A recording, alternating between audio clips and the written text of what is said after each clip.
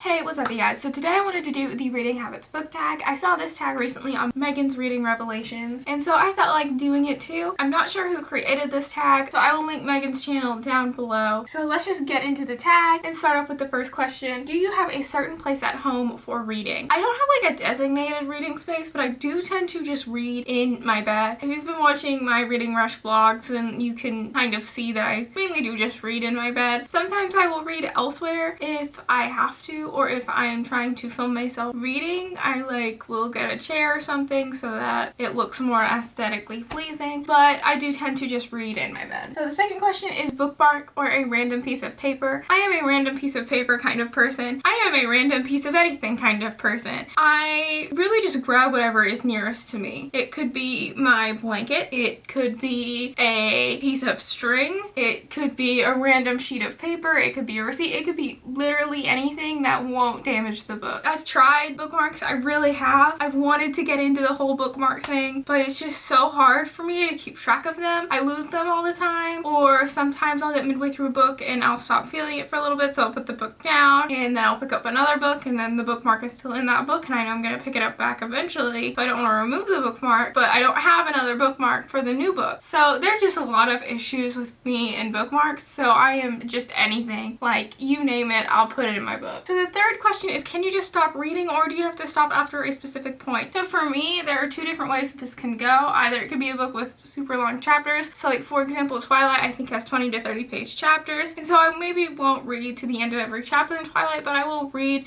normally to the end of a scene. But with other books where the chapters are smaller, where they're like under 10 pages, I'll make sure to get to the end of a chapter. I don't normally set out a certain number of pages for myself to read because I tend to just read however much I feel like or whatever I feel like, because that's the funnest way to read for me. So that's kind of where I stop. Do you eat or drink while read? And this one, again, it depends on what I'm eating and drinking. I do definitely drink while reading, and I mainly drink Dr. Pepper because I am not a healthy person and my diet consists of mainly Dr. Pepper as a beverage. So eating wise, I will eat while I read, but I'm very picky about what I will eat when I read. I won't eat like a burrito or a hamburger or something that's going to get my fingers all gross and messy. I might eat chips and then I would have a napkin right next to me, and so I would hold the book in this hand and I would eat the chips with this hand, and I will wipe off my hand and then I will go to flip a page, and that's kind of how I eat while I read. But I don't do that often, and it is, again, with only very specific foods. Like, it's even with chips, it's not all chips. It's like I don't do that with Cheetos, you know?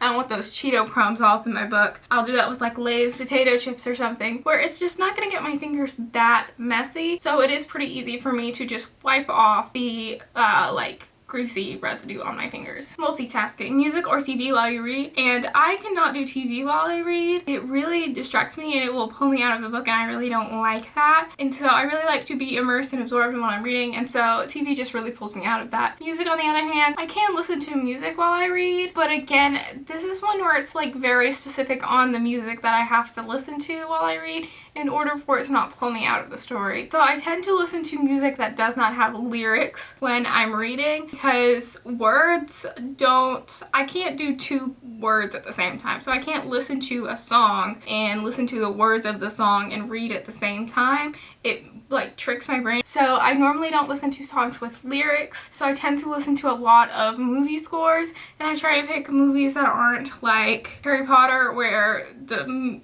score is gonna pull me into Harry Potter. I tend to listen to scores like Theory of Everything, where they're just really cool scores in my opinion, where the movie is really good, but it's not like a movie that meant a lot to me. So that's normally how I read with music. So number 6 is one book at a time or several. I am normally one book at a time. Sometimes I will do a couple if I'm just not feeling a book at that particular moment, because I do like to get back around to reading whatever book I'm not feeling, just because typically I buy the books that I read, and so I don't like to buy a book and then not finish it, because I just don't like having unread books on my shelf. I do have my like TBR section, but I don't like for that to stay super big. So I try to read the books that I buy. And so I do tend to not DNF. So number 7 is reading at home or everywhere. I read mostly at home, but I will read out and about. I will read out in like a park or something, and my favorite place to read is a coffee shop or like Panera Bread. I love going there, getting myself some French onion soup and just slurping on my soup while I'm reading. That is like my favorite thing, and I miss it so much. I cannot wait for that to be something that is kind of socially acceptable again, because I miss it. I really do miss it. That was like my way of socializing when I lived alone, because you get really lonely when you live alone. And so that was my way of getting out and, you know, just seeing people and watching people watching. That was my way of doing that. So I really miss that, and I can't wait to get back into that. I don't tend to read on any public transportation because I don't use any public transportation, because I live in the South, and in the South, public transportation it's not that big of a thing unless you're in like a major city like Atlanta or Nashville. I will read if I'm like in a waiting room or something like that, but I might not bring the book with me. I might just Google the book and find a version of it on the internet and then read it that way, because I don't like carrying books around with me that often. I also don't like people asking me what I'm reading, because I feel like when I explain it to them,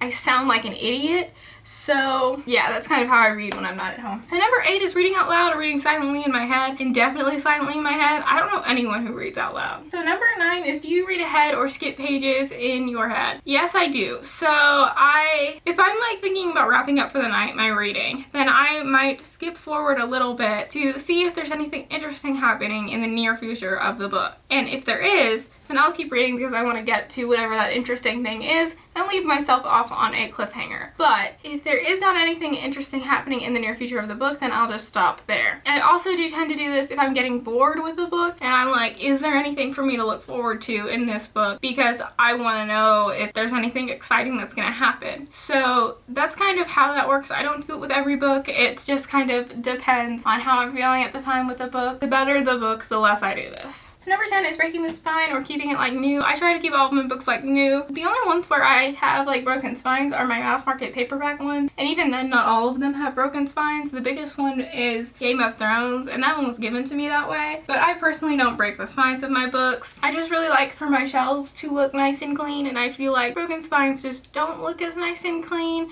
but that's my personal opinion. So number 11 is, do you write in your books? No, I don't. Sometimes I do take notes on the books that I'm reading. I don't always do this, but I tend to do it more if I plan on doing a review for that book or a book talk. But I don't normally write in my books because I am a big person who believes in secondhand bookstores, and so sometimes I do take my books and donate some of them to a secondhand store. And when I'm shopping at a secondhand store, something that really gets on my nerves is when I see a book that has words written in it, because I don't care what your opinions were of the book. I want to form my own first and then hear your opinions. So that tends to be how I work with that. Again, that's something that's kind of just a personal pet peeve that I doubt anyone else really has. So that was the Reader Habits book tag. Comment down below what some of your reader habits are. If you like this video, please like and subscribe and hit that notification bell so you can get notified when I post new videos. I post on Tuesdays, Thursdays, and Sundays, so I will see you in my next video. Bye!